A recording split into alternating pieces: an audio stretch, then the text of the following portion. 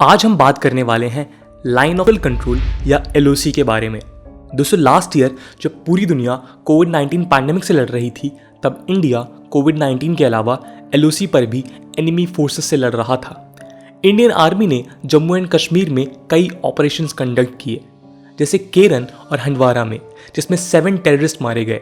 अप्रैल से मई के महीने में India lost 9 of its brave soldiers to these terrorist.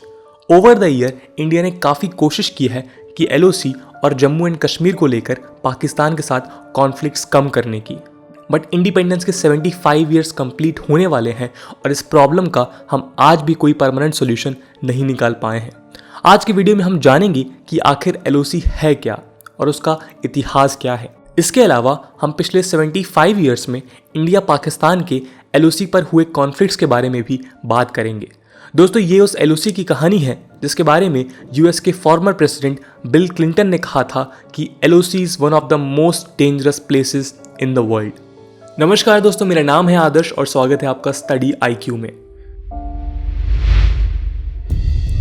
Line of control एक मिलिट्री बॉर्डर है जो जम्मू एंड कश्मीर को 2 हिस्सों में डिवाइड करता है। एक हिस्सा इंडिया के कंट्रोल में है जिसमें जम्मू एंड कश्मीर और लद्दाख के यूनियन टेरिटरीज आते हैं, और दूसरा पाकिस्तान के कंट्रोल में है जिसमें कश्मीर का एक हिस्सा और गिलगिट बाल्टिस्तान आते हैं।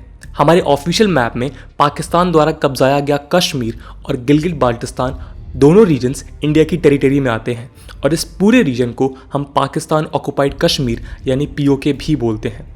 LOC एक लीगली रिकॉग्नाइज्ड इंटरनेशनल बाउंड्री नहीं है, बल्कि ये एक डी फैक्टो बॉर्डर का काम करती है। डी फैक्टो बॉर्डर का मतलब है वो बाउंड्री जो दोनों साइड्स की टेरिटोरियल क्लेम से नहीं, बल्कि उनके एक्चुअल और ऑन ग्राउंड कंट्रोल एरिया से डिटरमाइन होती है। एक्चुअल इंटरनेशनल बाउंड्री को लेकर ही इन दोनों देशों के बीच में कॉन्फ्लिक्ट है। इंडिया और पाकिस्तान ने LOC के सदर्न पॉइंट से लेकर गुजरात में सर क्रीक तक की बाउंड्री को म्यूचुअली रिकॉग्नाइज किया है, और यहाँ कुछ छोटे मोटे विवादों को छोड़कर कोई मेजर विवाद नहीं है। ये इंटरनेशनल बाउंड्री 1947 में ब्रिटिश इंडिया में सर साइरिल रैडक्लिफ ने ड्रॉ की थी, और इसे हम रैडक्लिफ लाइन भी बोलते हैं। लेकिन LOC 1972 के शिमला एग्रीमेंट के बाद एग्जिस्टेंस में आया, और इसे पहले सीज फायर लाइन कहते थे। इसका नदर्न मोस्ट पॉइंट NJ9842 है, जो स्ट्रैटेजिकली इंपॉर्टेंट सियाचिन ग्लेशियर का बेस माना जाता है। दोस्तों, LOC का फॉर्मेशन कैसे हुआ ये समझने के लिए हमें कश्मीर को लेकर इंडिया और पाकिस्तान के कॉन्फ्लिक्ट के इतिहास को समझना ज़रूरी है। Jammu and Kashmir princely state के रूलर महाराजा हरी सिंह ने 26 अक्टूबर 1947 को इंडिया के साथ इंस्ट्रूमेंट ऑफ एसेशन नाम का लीगल डॉक्यूमेंट साइन किया था।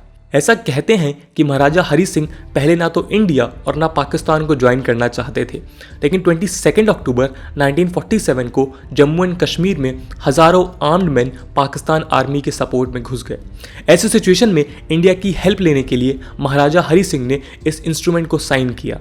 इस डॉक्यूमेंट के हिसाब से इंडिया इंडिपेंडेंस एक्ट 1947 के अंदर महाराजा हरी सिंह ने जम्मू एंड कश्मीर को इंडिया में एक्सीडेड कर दिया, और जम्मू एंड कश्मीर का डिफेंस, एक्सटर्नल अफेयर्स और कम्युनिकेशंस इंडिया के पार्लियामेंट को दे दिया गया। लेकिन पाकिस्तान ने जम्मू एंड कश्मीर के एक्सेशन की लीगैलिटी को डिनाई कर दिया, और इस स्टेट में मेजॉरिटी मुस्लिम पॉपुलेशन होने की वजह से इसे अपना पार्ट बनाने की कोशिश में लग गया। दूसरी तरफ इंडिया ने एक्सेशन को अनकंडीशनल और फाइनल बताया। इसी डिसएग्रीमेंट की वजह से 1947 में फर्स्ट कश्मीर वॉर या इंडो पाक वॉर हुआ। 2 न्यूली इंडिपेंडेंट स्टेट्स इमीडिएटली एक डेडली वॉर में एंगेज हो गए। इंडियन मिलिट्री सोर्सेज के हिसाब से पाकिस्तान आर्मी ने एक प्लान बनाया जिसे ऑपरेशन गुलमर्ग का नाम दिया गया। इस प्लान के हिसाब से 20 लश्कर या फिर ट्राइबल मिलिशियाज बनाए गए, और हर एक लश्कर में 1000 पश्तून ट्राइब्समैन रिक्रूट किए गए।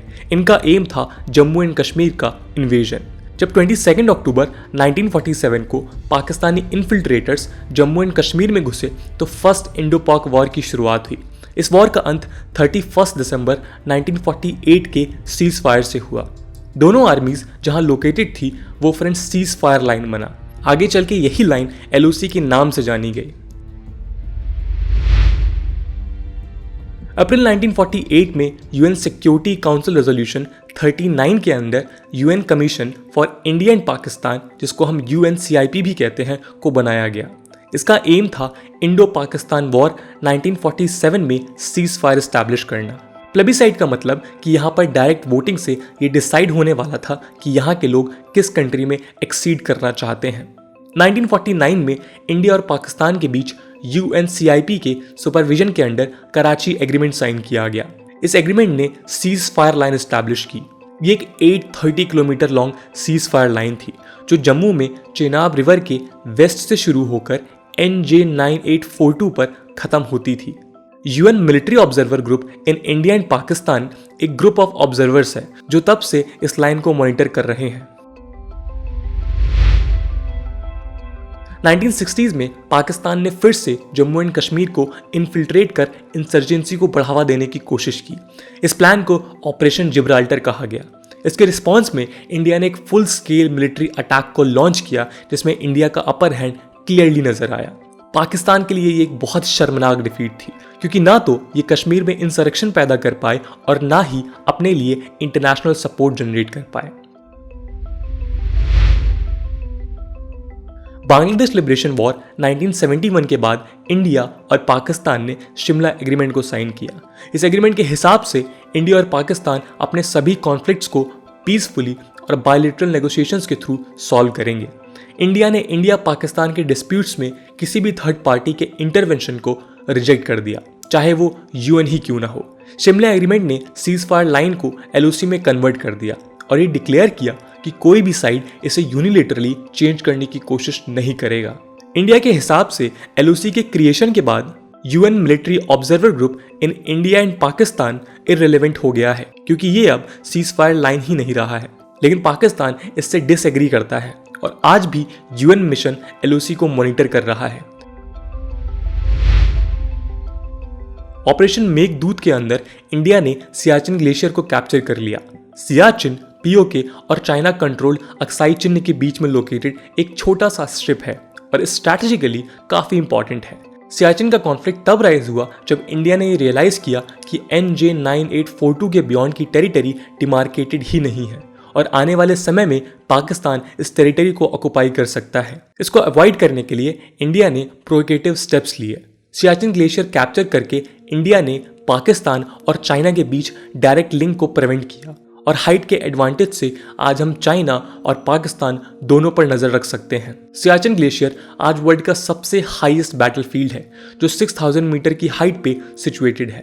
ये वर्ल्ड का वन ऑफ द कॉस्टलीस्ट और डेडलीस्ट बैटलफील्ड भी है जिसे मेंटेन करने का पर डे कॉस्ट लगभग 5 करोड़ रुपीस है। 1984 से इंडिया ने यहाँ कम से कम अपने 850 सोल्जर्स को खोया है। कई लोग सियाचिन की डीमिलिटराइजेशन की मांग कर रहे हैं। यहाँ अनफेवरेबल वेदर और नेचुरल कंडीशंस जैसे ब्लिजार्ड्स और एवेलेंचेस की वजह से कई सोल्जर्स की जानें हाइपोथर्मिया, फ्रॉस्ट बाइट और हाइपोक्सिया की वजह से चली गईं। लेकिन इस जगह की स्ट्रैटेजिक इंपॉर्टेंस देखते हुए ऐसा लगता नहीं है कि इंडिया इसे डीमिलिटराइज करेगा, स्पेशली आज की सिचुएशन में जब वो चाइना पाकिस्तान नेक्सस से सबसे ज्यादा खतरा फेस कर रहा है। इंडिया ने जब सियाचिन को कैप्चर किया तो पाकिस्तान बैकफुट पे चला गया। पाकिस्तानी ट्रूप्स कश्मीरी मिलिटेंट के डिस्गाइज में इंडिया पाकिस्तान बॉर्डर को इन्फिल्ट्रेट कर रहे थे। इस इन्फिल्ट्रेशन का नाम ऑपरेशन बद्र था। पाकिस्तान का एम ये था कि वो किसी तरह कश्मीर और लद्दाख के बीच का लिंक तोड़ दें और इंडियन फोर्सेस को सियाचिन से विड्रॉ करने पे मजबूर कर दें। इंडियन आर्मी और एयरफोर्स ने मिलकर पाकिस्तान आर्मी के ट्रूप्स को LOC के अलाउंग इंडियन पोजीशंस जैसे कारगिल सेक्टर को वैकेट करवाया। कारगिल वॉर LOC के अलाउंग फाइट किया गया और इसे हम ऑपरेशन विजय भी कहते हैं। ये एक इकलौता इंस्टेंस है जहां दो न्यूक्लियर स्टेट्स के बीच डायरेक्ट कन्वेंशनल वॉरफेयर हुआ हो। पाकिस्तान का इंटरनेशनल रेपुटेशन काफी खराब हुआ जब उसके एक्शंस को ग्लोबल कम्युनिटी ने पूरी तरह से इललेजिटिमेट बताया। इसके बाद पाकिस्तान में मिलिट्री कू हुआ और नवाज शरीफ की इलेक्टेड गवर्नमेंट को परवेज मुशर्रफ ने रिप्लेस कर दिया। कई लोग मुशर्रफ को कारगिल इंसर्शंस के लिए रिस्पॉन्सिबल मानते हैं। कारगिल वॉर के बाद इंडिया और पाकिस्तान के बीच डायरेक्ट मिलिट्री कॉन्फ्लिक्ट नहीं हुए। इंडियन एनालिस्ट के हिसाब से पाकिस्तान ने अपनी स्ट्रैटेजी बदल दी। पाकिस्तान में एक नई मिलिट्री डॉक्ट्राइन का जन्म हुआ जिसे ब्लीड इंडिया विद 1000 कट्स कहा जाता है। ये कोवर्ट वॉरफेयर का तरीका है जिसमें इंडिया के खिलाफ मल्टीपल लोकेशंस पे इंसर्जेंसी पैदा करने की कोशिश की जाने लगी और इसमें सबसे मेजर रोल था नॉन स्टेट एक्टर्स यानी मिलिटेंट्स और टेररिस्ट ग्रुप्स का। इसका एग्जाम्पल हमें 2001 पार्लियामेंट अटैक और 2008 मुंबई अटैक्स में देखने को मिला। पाकिस्तान बेस्ड टेररिस्ट ऑर्गेनाइजेशन जैसे लश्कर ए तैयबा और जैश ए मोहम्मद इस प्रॉक्सी वॉर के इंपॉर्टेंट प्लेयर हैं।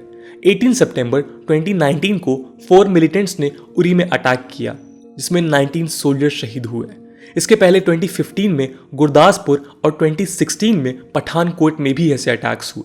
इसके बदले में इंडिया ने पाकिस्तान पर सर्जिकल स्ट्राइक किया और LOC के पास लोकेटेड टेररिस्ट लॉन्च पैड्स को डिस्ट्रॉय किया। फरवरी 2019 में CRPF के कॉन्वॉय पर एक सुसाइड अटैक की वजह से 40 जवान पुलवामा में शहीद हो गए। इसके बाद इंडिया ने बालाकोट एयर स्ट्राइक कंडक्ट किया। इसमें इंडियन वॉरप्लेन्स ने LOC को क्रॉस किया और बालाकोट में लोकेटेड टेररिस्ट ट्रेनिंग कैंप्स पर बॉम्ब गिराए। 2020 में LOC पर 5000 से ज्यादा क्रॉस फायर वायलेशंस देखे गए जिसमें करीब 50 कैजुअलिटीज भी हुई। फाइनली फरवरी 2021 में दोनों इंडिया और पाकिस्तान ने 2003 के सीज फायर एग्रीमेंट को ऑब्जर्व करने का डिसीजन लिया। 2003 के सीज फायर एग्रीमेंट की वजह से LOC पर करीब 3 सालों तक एक भी बुलेट फायर नहीं हुई थी। इसे इंडिया और पाकिस्तान दोनों ने ही ऑब्जर्व किया था, लेकिन 2000 के बाद फिर से सीज फायर वायलेशंस होने लगे। पिछले कुछ सालों में क्रॉस बॉर्डर शेलिंग और सीज फायर वायलेशंस एक बार फिर से नॉर्मल बन गए हैं। इस सीज फायर के बाद ये उम्मीद की जा रही है कि एक बार फिर इंडिया पाकिस्तान के LOC पर कुछ समय के लिए शांति बनी रहेगी। कोविड-19 जैसे ग्लोबल पैंडेमिक से लड़ने के लिए ये बहुत जरूरी भी है। पठानकोट अटैक ने ये दिखा दिया कि इंडिया अभी भी इन्फिल्ट्रेशन और क्रॉस बॉर्डर स्ट्राइक से काफी वल्नरेबल है। इंडिया के बॉर्डर की सर्विलेंस के लिए हाईटेक इक्विपमेंट की जरूरत है। इसके लिए comprehensive integrated border management system यानी CIBMS को इंडिया पाकिस्तान बॉर्डर पर इंप्लीमेंट किया जा रहा है। बेसिकली CIBMS कई नई टेक्नोलॉजीज और गैजेट्स को इंटीग्रेट करेगा ताकि इंडिया के इंटरनेशनल बॉर्डर्स का सर्विलेंस इलेक्ट्रॉनिकली किया जा सके। इन टेक्नोलॉजिकल सॉल्यूशंस के अलावा इंडिया की आर्मी का मॉडर्नाइजेशन करना, LOC के रीजन में कॉन्फिडेंस बिल्डिंग इनिशिएटिव्स लाना और पाकिस्तान के साथ कम से come back channel diplomacy re-establish करना बहुत जरूरी है। इंडिया और पाकिस्तान की लड़ाई में हजारों जवान शहीद हुए हैं, हजारों लोगों की जानें गई हैं और जम्मू कश्मीर के लोगों का जीवन भी अब आम नहीं रहा है। लेकिन न्यू इंडिया के प्रोएक्टिव स्टेप्स की वजह से अमन की आशा शायद आज भी जिंदा है। ह्यूमन राइट्स, साउथ एशिया की जियोपॉलिटिकल स्टेबिलिटी और वर्ल्ड पीस के लिए इंडिया और पाकिस्तान का LOC पे चलता आ रहा ये 75 साल पुराना जंग अब खत्म होना जरूरी है। दोस्तों, ये थी LOC की पूरी कहानी। मैं आशा करता हूँ कि आज से पहले आपके जितने भी LOC को लेकर डाउट्स रहे होंगे वो इस वीडियो के थ्रू ज़रूर क्लियर हुए होंगे। आज की वीडियो के लिए इतना ही। आई होप आपको वीडियो पसंद आई होगी और अगर पसंद आई है तो अपने दोस्तों के साथ शेयर करना मत भूलिएगा। हम मिलते हैं अगले वीडियो में, तब तक के लिए जय हिंद, जय भारत।